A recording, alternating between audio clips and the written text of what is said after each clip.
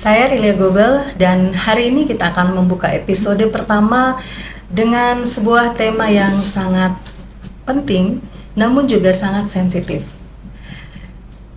Hidup dengan skizofrenia, cerita penyintas dan perspektif dokter jiwa.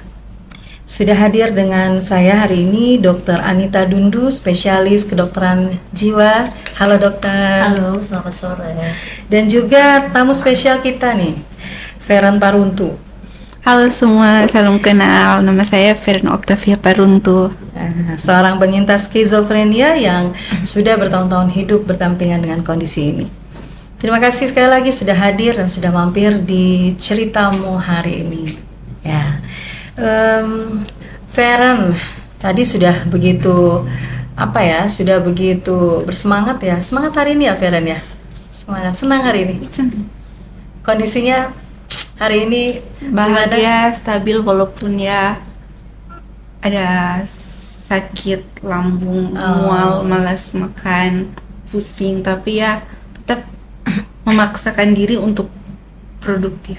Untuk tetap produktif ya, dan hari ini tetap Feren punya semangat ya untuk hadir berbagi cerita. Dokter, apa kabar dokter? Baik. Banyak kesibukan ya, tapi kita menyita waktunya. Ya nggak apa-apa. Ini untuk masalah kesehatan jiwa. Bagaimana kita menghadapi masalah kesehatan jiwa. Jadi sibuk apapun harus menyiapkan kesempatan. Iya. Nah ini karena dokter Anita kan memang sehari-harinya sebagai seorang psikiater di rumah sakit dan sehari-hari berinteraksi ya dokter ya, berhadapan dengan pasien-pasien. Sebelum kita cerita panjang lebar Feren, mungkin langsung aja mau tanya ke Feren. Kalau melihat ke belakang, ya, hari ini Feren di sini dengan keberanian penuh ya, kita memberikan apresiasi dan itu luar biasa ya.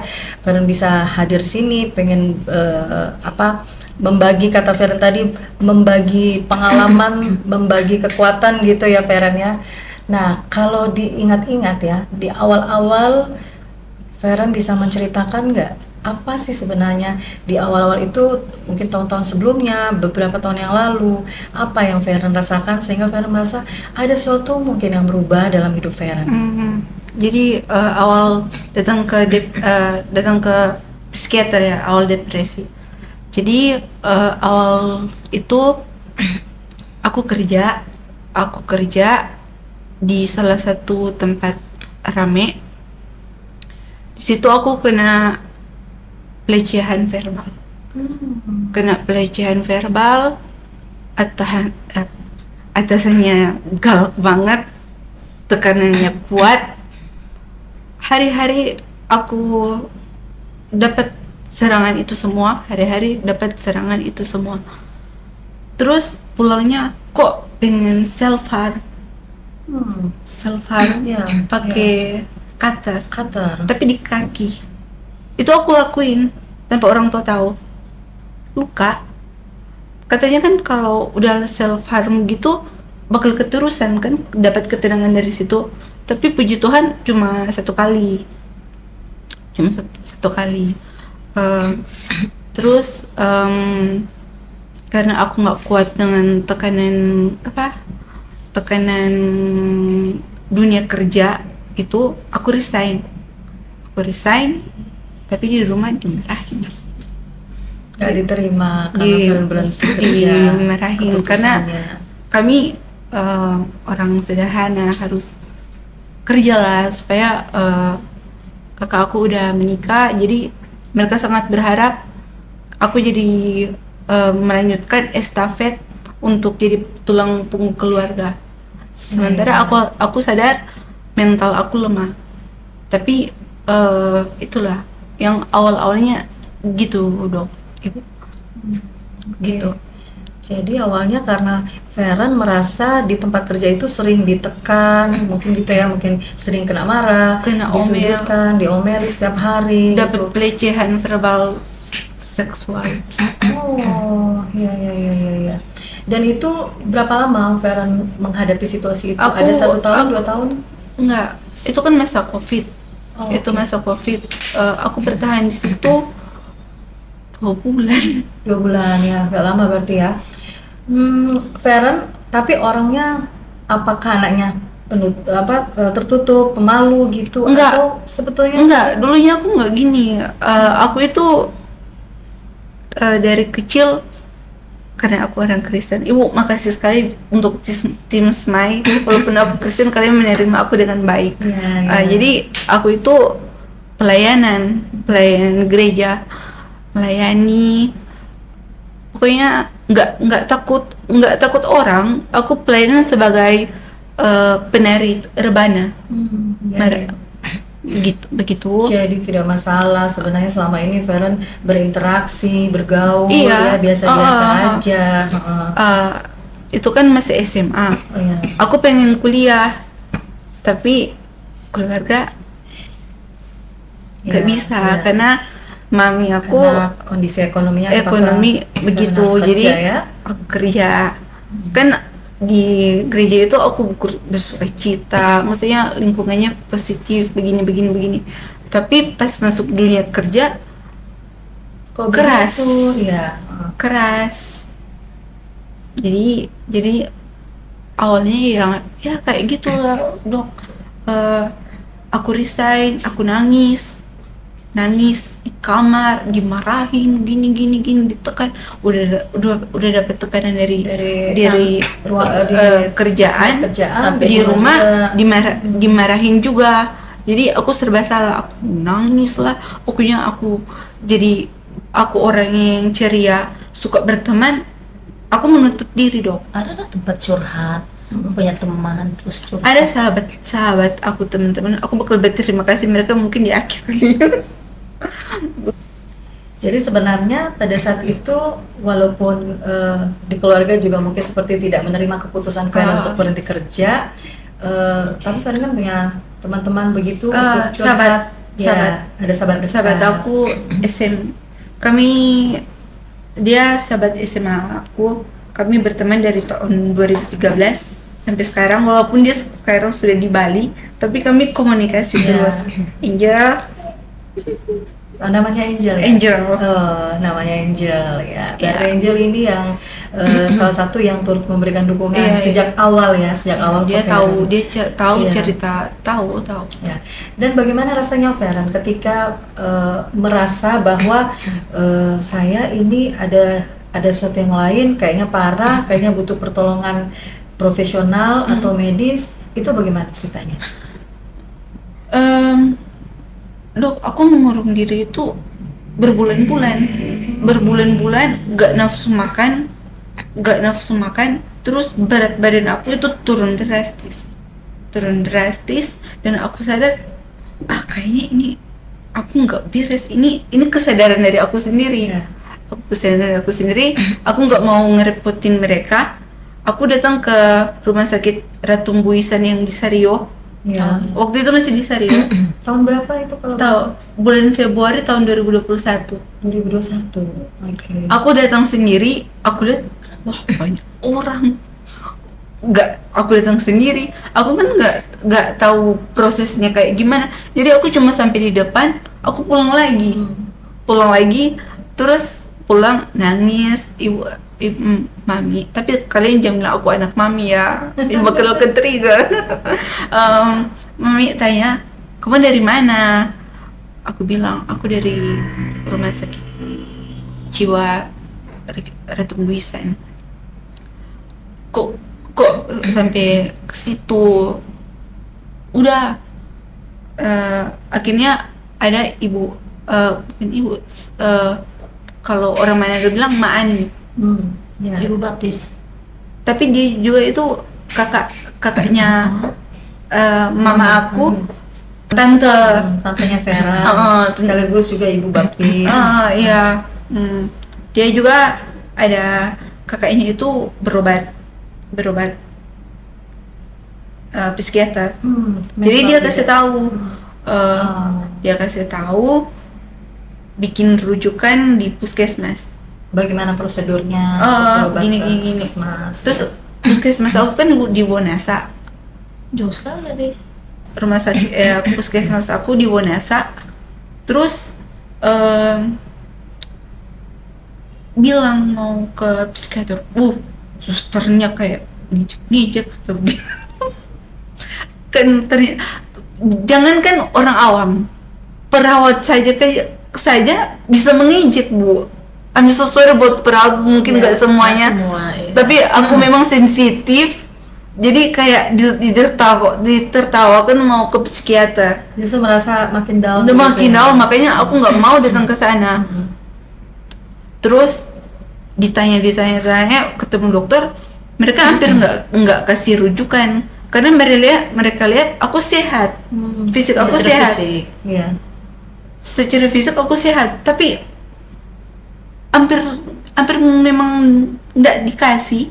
Tapi obrol karena ditanya gejalanya apa, aku nggak tahu gejalanya apa, begini. Tapi Valen sendiri yang merasakan Iya. ada perasaan yang nggak karuan. Karena aku rasa aku hidupnya udah pasif banget. Udah akhirnya dapatlah, tapi muka dokternya bete banget. Muka dokternya kayak bete banget, kayak terpaksa banget kasih Memberikan surat rujukan begitu. Padahal aku butuh bantuan profesional. Ini kan dari aku sendiri yang sadar. Sudah sampai rumah sakit Ratu Muisan bulan Februari tahun 2021, itu masa Covid. Iya. Datang ke sana, fix lah gue datang ke sana harus terima, tamatlah riwayat gue jadi dilabeli orang gila. Karena langsung kata dokter diagnosanya seperti itu ya. Belum masuk, masih, maksudnya fix lah gue gini. Sebagai Maksudnya pasien. sebagai datang, apalagi rumah sakit Ratu Muisan itu paling dihujat kan. RSJ soalnya. jiwa ya. Nah, paling dihujat kan, stigmanya jelek kan. Iya. Sudah akhirnya mendaftar, tunggu masuk dengan mami, didampingin mami, masuk di rumah sakit ruangan dokter. Aku gelisah banget lihat kanan kiri begini. Terus diperparah aku dengar suara tertawa suster di luar. Aku bilang, aduh, mereka ngertawain gue, aduh. Jadi perasaannya waktu itu gelisah karena antara malu, antara khawatir ini bagaimana, ini nggak jelas ini nanti ditertawakan atau enggak begitu. Fix ya. lah gue jadi orang gila. Nanti sudah jadi pasien RSJ begitu Varen ya. Sudah pas duduk, aku lupa nama dokternya siapa. Iya. Jangan saya.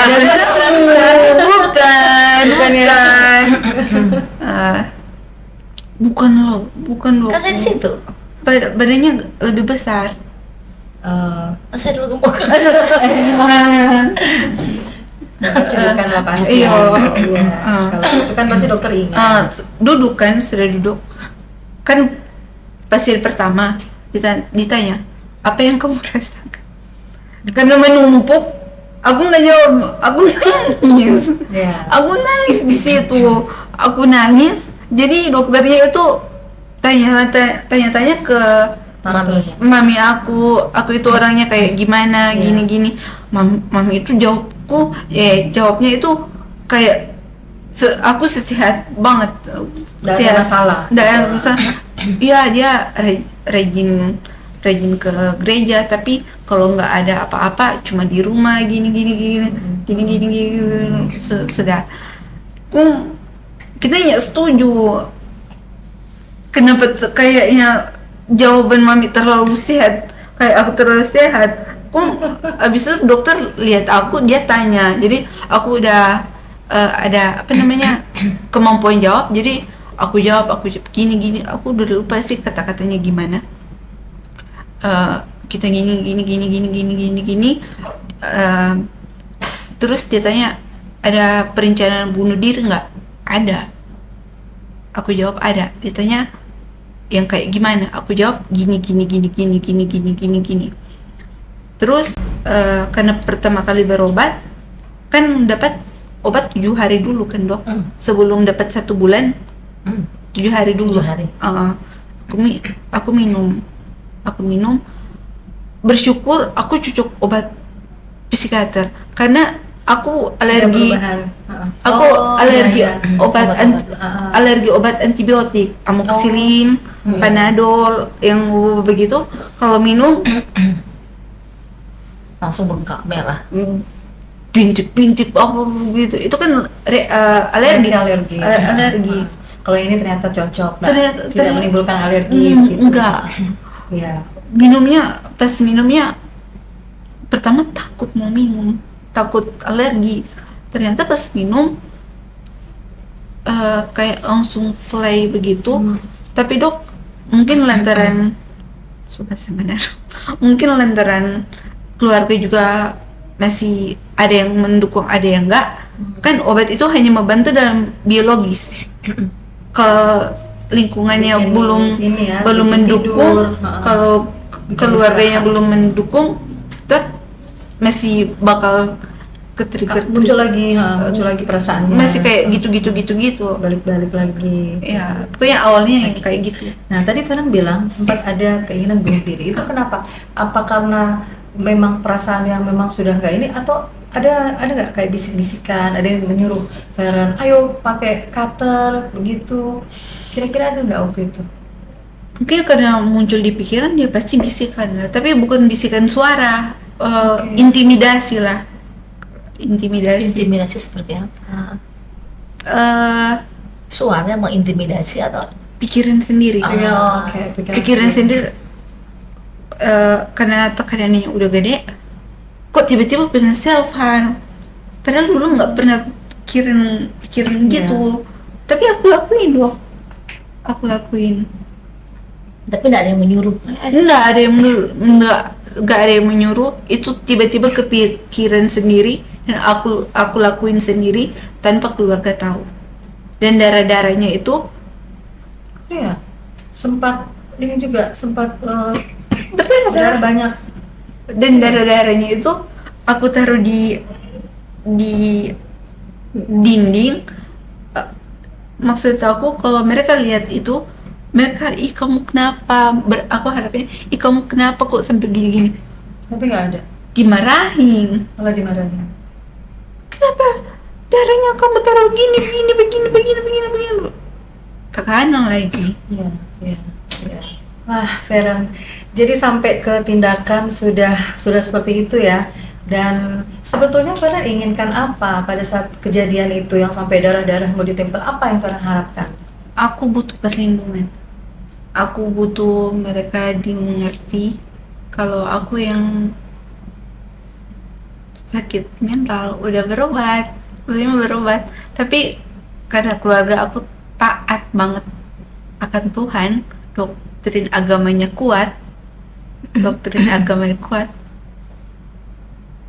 Padahal mereka lupa Tuhan itu membantu orang itu lewat manusia juga. Iya. Udah berdoa Tuhan Yesus minta ketenangan, bantu Feren begini. Nggak langsung Tuhan turun dari surga. Tuhan membantu lewat sesama manusia. Tapi doktrin agama itu bilang ya lemah iman, Itu yang Itu yang paling sering memang. lemah iman, begini. Itu kan masa COVID kan dok. Iya. Udah boleh masuk gereja, tapi mesti pakai masker, Iya. duduk berjarak-jarak. Iya. Aku nggak mau masuk gereja. Aku beribadahnya itu dalam rumah aja, karena jujur ketemu orang Takut. belum sanggup. Singkat cerita, ini udah bulan Desember. Kan sakitnya bulan Februari. Ini udah Desember. Mami ngajak malam Natal tanggal 24 Desember. Ayo dong datang ibadah, ayo. Ini malam Natal loh, masa mau melewatkan ibadah momen ini. Aku udah bilang aku nggak mau, tapi mami maksa, ayo, kan ada mami begini. Harus pikir panjang mengambil keputusan, harus mengumpulkan mengumpulkan tenaga, Tenaga, mengumpulkan semua mm, energi mm, mm, untuk akhirnya memutuskan. akhirnya Terus keputusannya datang. datang. Ya. Tapi di gereja sensitif kan Bu, sensitif. Ibaratnya gini, orang sakit ginjal, mereka menjaga baik banget ginjalnya. Disentil begitu sakit nggak? Sakit kan? Sama juga kami yang sakit mental, sensitif. Kalau dibercandain, disentil begitu sakit dong. Penyembuhannya itu lama, nangisnya itu bisa berhari. Itu baru satu luka. Kalau lukanya banyak, nangisnya itu bisa lebih banyak. Berarti pada saat itu kondisinya Feren itu lingkungan itu mengetahui kalau Enggak. Enggak semua. Menutupi Karena tahu. menutupi aib kan, ditutupi untuk melindungi reputasi keluarga. keluarga terutama ya. Berarti sebetulnya itu mungkin dari diri Feren sendiri merasa nanti akan ditertawakan, disudutkan, itu malu dan sebagainya. Padahal sebenarnya tidak semuanya kan tahu. Terus di gereja itu mereka jadi bahan candaan begitu, dan aku itu tersinggung, sakit hati. Ya, yang DP bercanda itu udahlah, aku nggak mau bilang, aku nggak dendam, cuma kalian tanamkan luka ke aku dan aku yang sembuhin sendiri. Habis itu udah ketakutan loh di dalam gereja, aku minta pulang. Pulang, kita mau pulang. Tuh Feren, mau ada door prize, begini. Door prize dong, Mam. Door prize, kita sudah sanggup dong, masanya so rame sekali dong. Akhirnya di dalam gereja kita menangis. Feren waktu itu merasa sudah takut, begitu, sudah tidak nyaman. Sudah nyaman sekali karena satu orang sentil, sakitnya. Padahal tidak begitu juga kan pada waktu itu. Enggak, bercandaan mereka itu kasar. Aku nggak mau bilang sini, kalau kamu yang nonton kamu merasa kok usah minta maaf sih, rubah kelakuan aja. Menyadari. Aku nangis di keramaian gereja, nggak, semua orang sibuk sendiri ketawa apa segala rupa. Aku nangis begini. Wah, nggak kuat banget. Minta pulang. Ibu bilang tunggu dong, bentar. Dan lucunya plot twistnya, door prize-nya aku yang menang. Untung nggak pulang. Nggak bersyukur, bukan. Berarti ada hikmah. Memang berkat sebagai mau tolak, tapi luka kan sudah tercipta luka batin. Iya. Yang mereka nggak ngerti itu aku harus sembuhin sendiri, itu sendiri di dalam kamar itu aku. Yang paling merasakan, yang paling merasa tersakiti gitu ya. Ferennya. Meskipun dapat door prize nggak pengaruh ya. Nggak bahagia. Bahagia ya. Bukan aku nggak berhargai ya, tapi di sini udah sakit. Sakitnya aku di sini gitu. Gitu. Akhirnya pulang rumah, aku nggak mau kemana ke mami. Walaupun mereka caregiver aku sangat sayang sama aku, tapi tempat aku marah-marah juga ke mereka, Bu. Dok, maaf. Aku ngeluhnya ke mereka. Aku tuh udah bilang aku nggak mau datang ke gereja begini. Mami aku udah merasa bersalah. Ya udah, nggak apa-apa. Mami minta maaf karena itu malam Natal, ikut ibadah nggak ada damai sejahtera, sukacita, nggak ada. Bukannya aku nggak bersyukur, nggak menghargai momen Natal, tapi gimana ya, aku bingung menjelasinnya karena udah ke-trigger, Dok. Iya. Dan Feren kecewa waktu itu. Udah kecewa lagi sih, udah hancur, berantakan. Karena merasa mereka tidak bisa mengerti dan memahami Feren. Bahkan saya nggak mau sindir, maksudnya kita iri sekali sama dengan orang yang sakit fisik. Kita iri sekali karena mereka didoakan, dapat dukungan, dapat empati, Pak kuat nih, begini, biar susah sakit berat, begini, dorong pe pelukan erat, maksudnya orang sakit fisik dipeluk erat. Orang sakit mental mana ada di gereja nggak pernah didoain, kami berdoa buat orang depresi begini, nggak ada. Makanya aku iri. Jadi menurut aku penyakit mental itu penyakit yang paling nggak beruntung. Karena apa? Nggak semua tempat kita itu diterima. Jadi kita nggak harus memaksakan diri orang ngertiin kita. Jadi pandai-pandainya kita melindungi diri. Karena aku sensitif, overthinking, gampang ke trigger, apa segala rupa, aku pakai headset supaya kuping aku tidak suka didengar, begitu, supaya aku tenang. Walaupun itu udah minum obat ya dok, tapi nggak membatas. Makanya yang aku bilang obat kan membantu biologis. Kalau lingkungannya tetap masih nyerang kan sama aja dok. Psikisnya masih belum belum bisa pulih secepat itu. Oke. Sekarang kita coba ini dulu ya ke dokter. Pandangan psikiater dulu nih dokter. Kalau tadi dokter sudah dengarkan cerita Feren, kita sudah sama-sama dengar. Kalau menurut dokter nih, kalau tadi kan bilang katanya Feren nggak mendengar yang bisikan-bisikan yang kita pada umumnya yang kita tahu skizofrenia itu kan ada bisikan disuruh ini suruh itu kan begitu dokter. Mungkin ada penjelasan dari dokter tentang apa yang sudah kita dengar dari Feren tentang skizofrenia yang dialami saat ini. Nah, kalau kita membahas skizofrenia, Feren, Bu Rilia, itu ada kita pakai kriteria DSM-5. Nah, skizofrenia itu bukan melulu soal halusinasi ada. Jadi ada beberapa gejala yang timbul. Misalnya ada gejala negatif, ada gejala positif. Gejala positif misalnya marah-marah tanpa sebab. Kemudian dia ada yang halusinasi, yang mendengar bisikan. Kemudian juga ada waham. Namanya waham itu adalah sesuatu yang keyakinan keliru yang dipertahankan seorang, tidak bisa memberikan bukti, tidak sesuai dengan kebudayaan. Karena ada juga gangguan jiwa yang berhubungan dengan orang marah-marah, orang kesurupan, apa semua kan berhubungan dengan kebudayaan, tidak sesuai dengan kebudayaan, tingkat pendidikan.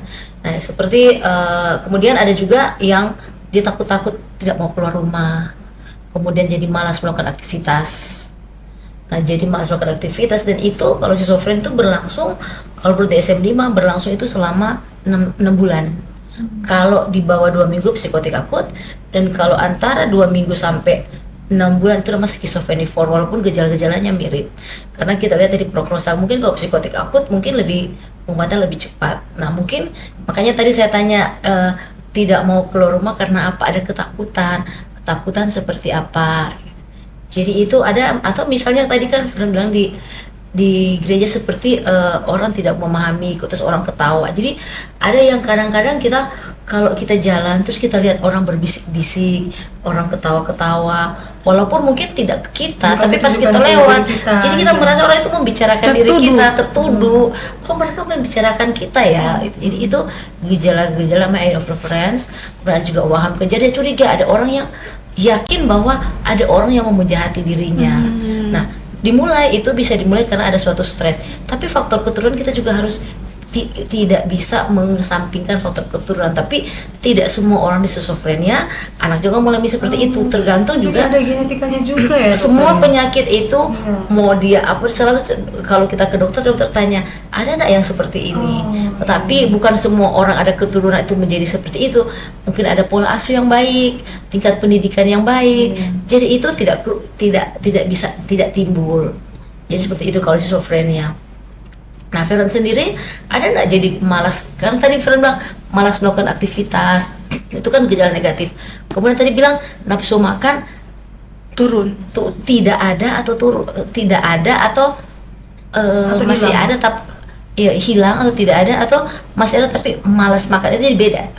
Oke, pokoknya makan itu paling banyak itu 3 lemper. Tapi maksud saya, apakah ada nafsu makan itu ada nafsu makan atau tidak ada, karena ada gejala-gejala kayak curiga yang berlebihan, yang paham bahwa dia takut makan, takut ada orang mau meracuni, ada orang, atau dia ada pasien lihat dimakan tuh kok ada ulat-ulat, kayak seperti ulat-ulat, jadi nggak mau makan, atau memang tidak ada nafsu makan, jadi itu ada gejala negatif dan ada gejala positif. Kalau Feren waktu itu kenapa? Malas yang makan karena apa? psikomatis tuh. Bukan karena melihat yang tadi. Asam lambung, pikiran mual, rasa muntah, pusing, badan lemes, nyeri perut bawah, ginjal di belakang sakit. Tapi setelah periksa normal. Gak periksa, aku takut. Jadi seperti itu gejala-gejala schizophrenia. Tadi saya sempat dengar tadi Feren bilang dia melampiaskan marah ke keluarga. Memang biasanya secara psikologis dia akan melampiaskan kemana, ke orang yang terdekat, yang punya kedekatan emosional. Sama dengan misalnya, sama kalau kita keluar, misalnya saya di kantor, terus tiba-tiba saya tidak bisa dimarahin atasan, terus sampai ke rumah, misalnya anak saya datang atau saudara saya datang, saya marah-marah karena saya tidak bisa melampiaskan kemarahan ke atasan saya. Jadi biasanya pelampiasan ada orang yang kedekatan emosi. Dan tadi juga yang Feren bilang, banyak orang juga, nah sebagai kita orang-orang beragama, kadang-kadang kita juga merasa kamu kurang iman. Akhirnya saya berdoa kok Tuhan nggak jawab. Jadi lebih down. Karena saya itu kurang apa? Saya rajin berdoa, kalau saya rajin sholat, tapi kok nggak dijawab. Jadi itu yang kadang-kadang membuat kita tambah down. Kira-kira seperti itu ya, bahwa dengan kita kena mental illness itu akibat kita kurang iman. Padahal kayak Feren kan aktif ya di gereja kan ya waktu itu. Dulu, sekarang udah enggak. Iya, karena dengan suasana hati yang kerinduan ingin balik ada. Karena tujuan aku gini, kenapa aku pengen terbuka? Aku pengen jadi jembatan antara taat sama Tuhan dan mental illness. Kan ini yang sangat tidak masuk. Jadi aku pengen jadi jembatan yang gimana ya kata-katanya? Punya jembatan menjadi jembatan, jadi bagi orang-orang mental illness, dan kepercayaan kita itu sebenarnya itu sebenarnya itu bukan saling mendukung. Saling mendukung. Tapi dipaksa diputus satu, fokus satunya yang gitu. Kalau saya juga begitu. Jadi kalau pasien-pasien seperti itu, saya sering bilang kita perlu memang berdoa. Tergantung agama kita masing-masing. Kalau misalnya kita sholat 5 waktu, habis sholat kita berzikir, kita ini. Kalau lagi stres kita, kan sekarang sudah banyak di medsos kita sholawat dan sebagainya. Kalau kita Kristen kita berdoa. Jadi seperti itu. Tapi memang kadang-kadang kita mau yang instan. Jadi kita mau apa kita minta, Tuhan langsung kasih. Tapi kan kalau saya sudah menekankan bahwa itu ada yang namanya mujizat. Oke, kita sembuh saat itu. Tapi ada juga yang kita Tuhan itu memerlukan kita proses untuk sampai sini. Untuk berobat ada proses supaya kita lebih kuat, baik di dalam kesehatan maupun di dalam iman kita, saling melengkapi, ketakwaan kita kepada saling melengkapi Tuhan. kan Saling kita juga harus ada ikhtiar manusia juga, itu ada ikhtiar langit juga ya, dokter ya, seperti itu. Nah Feren, kalau ini kembali lagi nih, kalau ingat Feren kan bilang dulu saya aktif di gereja, tapi sekarang dengan penuh keterbatasan. Ya. Kalau mungkin kalau Feren bisa cerita nih, sebenarnya apa sih? Mungkin ada dulu sekali, mungkin ada sesuatu yang mungkin Feren simpan, Feren pendam, yang kemudian akhirnya begitu kesenggol, dimarah-marah sama atasan, dimarah-marah di tempat kerja, ditekan di tempat kerja, kemudian ini kan trigger ya dokter ya. Sebenarnya kan nggak mungkin ya, itu mungkin saja ada sesuatu yang lama mungkin Feren pernah memendam seperti itu. Tidak harus cerita di sini juga tidak apa-apa. Jawabannya hanya saja mungkin iya sebelumnya saya pernah merasakan suatu beban atau gitu ya. Supaya kan mungkin kita bisa tahu juga, nggak tiba-tiba yang dalam beberapa 2 bulan kita kerja kemudian itu seperti itu dokter, tahu-tahu kita langsung mengalami mental illness seperti itu ya. Kira-kira rasanya ada nggak yang Feren pendam sebetulnya yang akhirnya terus membawa sampai ke pada saat Feren kerja itu? Impian kali ya. Aku punya impian lain, tapi ekspektasi keluarga lain. Aku pengen kuliah, tapi ibu cuma sebagai cuci piring. Jadi mau nggak mau harus kerja. Dan aku iri sama teman-teman seangkatanku SMA. Mereka kuliah, mereka wisuda, begini. Aku lihat di sosmed mereka pamer foto wisuda. Ini. Dan sementara aku itu cuma mengurung diri dalam kamar, nggak bisa putus asa, hilang harapan, ingin bunuh diri. Maksudnya hidup aku itu udah tamat lah. Aku kayak mayat hidup. Jadi aku lihat mereka sukses dan aku kayak stuck gitu, Dan makin asa terpuruk, gitu ya, makin sepertinya. terpuruk. Aku pengen berjuang sama kayak mereka, gitu. Kan kalau dengar ceritanya Feren ini dokter, sebenarnya Feren ini dia punya, dengan keberaniannya dia, dengan kesadarannya dia, mungkin mencari tahu mungkin lewat baca-baca mungkin medsos dan sebagainya, sampai membuat dia sadar untuk cari pertolongan ke psikiater, ke rumah sakit jiwa kan, seperti itu. Mungkin Feren merasa sebenarnya saya mampu gitu, saya bisa kuliah dan sebagainya, tapi kondisinya pada saat ini tidak memungkinkan gitu. Itu suka membuat akhirnya ini Feren ya, Gitu. membuat apa ya, semacam apa, kemarahan, kekecewaan atau Semuanya, asa. semuanya aku tampung dalam pikiran. Tapi kan itu dulu kan. Dulu. Sekarang udah happy. bagus lah, Berarti sudah baru menerima. lebih bisa menerima diri apa adanya, gitu kan. Yang membuat Feren bertahan sampai sejauh ini, sampai hanya bisa berjuang untuk berdampingan dengan skizofrenia sekian tahun ini, apa ya? Jadi yang membuat aku bertahan hidup, kan psikolog aku itu dari Yayasan Jari. Aku minta tolong sampai situ sama Kak Yudi Ardiata. Halo Kak, aku udah bilang sama dia aku mau podcast, kamu harus wajib nonton. Jadi aku harus sapa dia. Halo Kak.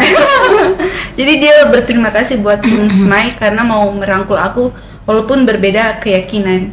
Jadi ditanya apa yang membuat aku bertahan hidup. Dia tanya ke aku apa yang membuat aku bertahan hidup. Aku jawab, padahal dia psikolog laki-laki, tapi aku nggak malu sama sekali.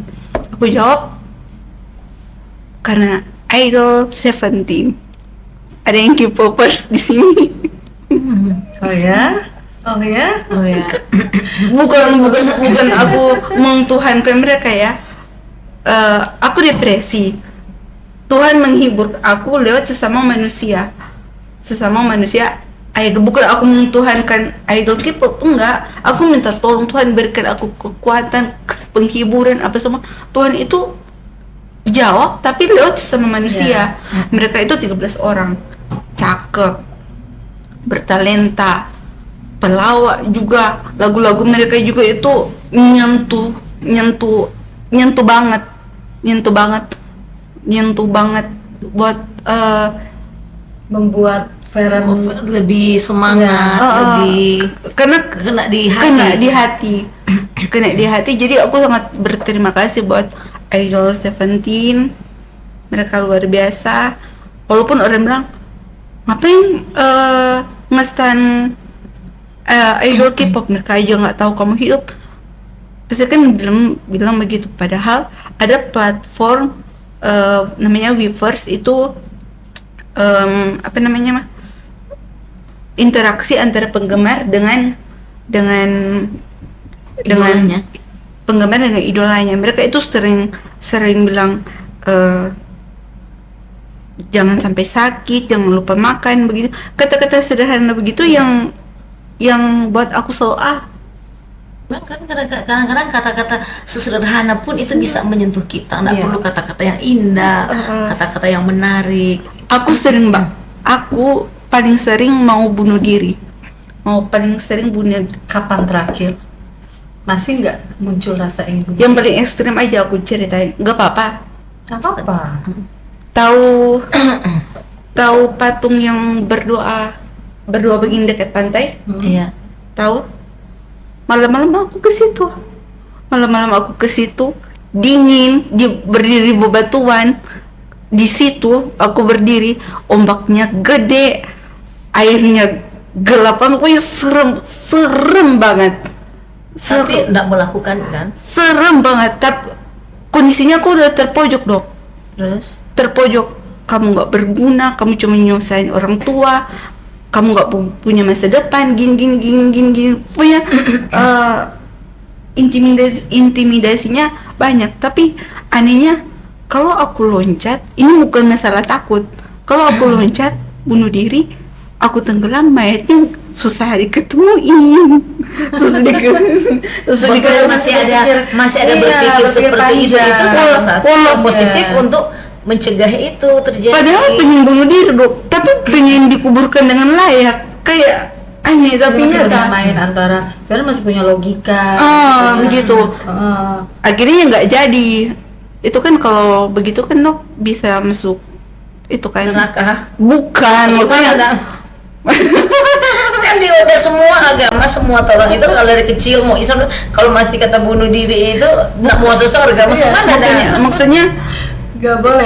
orang bunuh diri itu bukan pengen orang mati, orang itu pengen rasa sakitnya hilang. Iya, pengen rasa sakitnya hilang, betul. Iya. Kebanyakan orang sana jadi melimpahkan rasa sakit di tempat yang lain, dan itu juga ingin mengakhiri semuanya, ingin hilang. Tapi kan sekarang enggak ada seperti itu kan? Iya. Itu yang paling ekstrim ya. Jangan diikuti, tolong. Itu hanya satu contoh dan bagaimana Feren bisa bangkit lagi. Sekarang enggak toh? Sekarang Puji sudah Tuhan. enggak. Sekarang sudah bisa berdamai dengan keadaan, bahkan sudah ingin menjadikan ini cerita ini menjadi pengalaman yang bisa menjadi pengalaman berharga, mana yang tidak boleh ya, mana yang jadi Feren sebetulnya dengan senang berbagi seperti ini. Pada dasarnya Feren tuh ingin didengar tanpa dihakimi. Iya. Dan juga mengedukasi Karena orang-orang yang di luar sana yang mengalami gejala satu Feren belum mau berobat. aku terbeban begini, Bu. Edukasilah. Tolong jangan menyakiti orang sakit mental. Jangan menyakiti. Iya. Dan buat orang gangguan mental, ada gangguan mental, tetap semangat untuk berobat gitu kan. Tetap semangat untuk mencari pertolongan. Jangan ragu dan jangan takut. Ya. Tadi dokter juga kan bilang untuk kayak Feren ini kan ada tahapan-tahapannya juga ya. Feren ini kan sebetulnya lebih cenderung mudah untuk sembuh ya, dokter ya. Jadi ya tetap semangat, karena kan dengan yang kata dokter seperti itu, harapan seperti itu, dan juga diri Feren sendiri yang memang benar-benar sadar dan pengen sembuh. Nah, itu juga sudah hal yang bagus. Puji ya kan? Tuhan. Ya, dan harapannya sih nggak lagi ada pikiran-pikiran mau seperti itu ya, bunuh diri dan segala macam. Carilah lingkungan yang mensupport. Ya, teman-teman kan kayak Feren bilang tadi, teman-teman itu nggak mungkin bukan orang yang ada kemudian tiba-tiba dengan maha baiknya Tuhan mempertemukan dengan yang lain-lain, walaupun berbeda. Tadi Feren bilang ya, berbeda keyakinan, berbeda lokasi, berbeda tempat, ruang ya kan, yang jauh-jauhan juga dengan medsos dan sebagainya, itu bisa membantu dan menolong Feren untuk lebih kuat lagi ya berjuang. Oh ya, satu lagi, biasanya kalau orang schizophrenia insight itu nggak ada, jadi kemampuan realita tidak ada, jadi karena ada waham halusinasi. Kemudian juga dia merasa diri tidak sakit. Bagusnya Feren, dia merasa butuh pertolongan, karena banyak juga orang schizophrenia dia tidak merasa diri sakit. Dia tidak merasa dirinya itu membutuhkan pengobatan, jadi biasanya diantar oleh keluarganya. Jadi keluarga itu harus melihat apakah ada perubahan perilaku dalam anaknya, saudaranya, supaya cepat dibawa untuk berobat. Feren tuh sudah berobat, sudah merasakan manfaat. Udah nggak pakai mami lagi, udah datang sendiri. Ya. Kemudian keluarga juga, walaupun ada yang mungkin belum bisa menerima dan ada yang sudah bisa menerima. Support system itu perlu untuk pasien-pasien dengan gangguan mental, gangguan jiwa, di samping obat-obatan. Dengar. Sambil obat-obatan, kita juga memerlukan dukungan dari keluarga, dukungan dari teman. Orang gangguan jiwa itu tidak tidak menular, tetapi kita nggak apa-apa, kita memberikan pelukan hangat, itu sudah cukup. Dengan dukungan dan bahwa saya juga bisa membantu Anda. Kemudian minum obat yang teratur, karena obat-obat dari segi biologi, karena akhirnya itu gangguan jiwa akhirnya berhubungan dengan bahan-bahan kimia di dalam otak yang namanya ada dopamin, ada serotonin. Kalau ke psikosomatik mungkin atau ke cemas itu ke arah GABA, dan itu banyak, itu akhirnya saling mempengaruhi. Sama yang Feren bilang tadi, dia sakit kepala, psikosomatik karena sakit kepala terus sampai ke perut, karena memang ke dalam kehidupan kita, di dalam saraf manusia 12 saraf nervus kranial, ada saraf nomor 10 itu dari kepala dia langsung ke pencernaan. Jadi kadang-kadang stres bikin Langsung kita mules bikin kita stres. Jadi seperti itu, karena memang dulu kata dosen saya dulu senior, bahwa di dalam pecel itu ada otak kecil yang namanya nervus 10, saraf nomor 10, nervus vagus. Juga di dalam perut itu ada nama bakteri-bakteri baik yang bisa memproduksi serotonin, yang hormon-hormon bahan kimia yang menyebabkan itu rasa senang. Makanya itu saling berhubungan. Yang Feren tadi bilang sempat singgung soal psikosomatik. Tadi kan yang ada gejala psikosomatik, kalau stres lari ke perut dan sebagainya. Itu yang nyeri perut. Jadi itu yang saya bilang, itu udah saling berhubungan, karena ada di samping fisik ada psikis. Jadi fisik dan psikis itu saling berhubungan. Wah, luar biasa sekali hari ini mendengarkan cerita Feren dan juga edukasi ya langsung dari Dokter Anita. Ini sesuatu hal yang membawa pemahaman kita hari ini tentang skizofrenia. Kalau dari saya sih bisa bilang ini hal lain ya dari skizofrenia yang tadi sepemahaman saya nih Dok, hanya tentang mendengarkan halusinasi dan sebagainya. Ternyata ada juga ya dalam sunyi, dalam sepi ya seperti itu, dalam ketakutan yang seperti Feren alami. Tapi satu hal yang ingin saya sampaikan di sini nih buat semuanya ya, buat kita semua dan untuk diri saya sendiri, bahwa ternyata dokter untuk teman-teman kita yang tadi Feren katakan bahwa dengan mental illness ya, jangan hanya sakit fisik gitu ya, kita didoakan, kita dipeluk ya kan, kemudian kita diberikan perhatian bahwa ayo istirahat biar cepat sembuh, minum obat dan sebagainya. Orang yang gangguan mental atau bahkan sakit mental pun itu mereka ternyata sangat membutuhkan kita, sentuhan kita, pelukan kita, perhatian kita. Kadang juga hal-hal kecil yang nyatanya bukan ditujukan ke kita, kita bisa langsung ngerasa seperti kita diketawain, kita menjadi pusat perhatian dan sebagainya. Jadi mungkin saya ingin mengajak ya semua pada saat ini bahwa kepedulian kita, dukungan kita itu bisa menyelamatkan jiwa saudara kita, teman kita, lingkungan kita yang mungkin dia cenderung atau bahkan sudah terkena mental illness seperti itu ya. Dan ceritamu hari ini Feren begitu sangat menginspirasi, dan bukan hanya menginspirasi, bahkan menguatkan yang lainnya ya. Dengan keberanian penuh Feren udah bisa menceritakan. Tapi sebelum mengakhiri ceritamu hari ini, Feren mungkin bisa kasih semacam ini ya buat yang nonton hari ini hadir di sini kan Feren, ini ya kita kasih motivasi ya, kita kasih semangat motivasi buat yang keluarga yang tidak mendukung dulu. Kalau kalian tidak mengerti mental illness gak apa-apa, tapi tolong jangan menghakimi, jangan bilang malas ini karena itu akan memperburuk keadaan. Dan buat para caregiver, jangan pernah menyerah untuk mencintai mereka, jangan capek untuk menyayangi mereka itu sangat memerlukan kalian, usaha kalian itu tidak sia-sia. Pokoknya terima kasih banget buat seluruh caregiver yang mau menjaga mereka. Itu sangat berarti banget Dok, Ibu Dok. Dan buat para mental illness, kalian berhak untuk pulih, kalian berhak untuk bahagia, kalian berhak untuk merasa bebas. Kalian juga berharga. Kalian juga berharga. Dan Oke. motivasi untuk diri Feren sendiri. Motivasi untuk diri sendiri, semoga aku tetap bahagia. Aku tidak mengalami tekanan lagi saja. Amin. Amin. Harus bahagia, harus kuat ya. Dan tentu saja sebagai seorang pakar kedokteran jiwa, kita butuh juga dari Dokter Anita, apa nih yang dokter yang harus menjadi, yang dokter katakan hari ini kepada para mental illness yang ataupun para keluarga dan kita semua bahkan sebagai bahan edukasi. Terima kasih. Kalau untuk orang dengan gangguan jiwa, jangan takut. Kalian seperti kata Feren tadi, kalian itu berharga. Kita sesama manusia itu ada makhluk ciptaan yang paling mulia. Kita sama-sama berharga. Dan bagi keluarga, tolong support orang-orang yang orang-orang dengan masalah gangguan mental.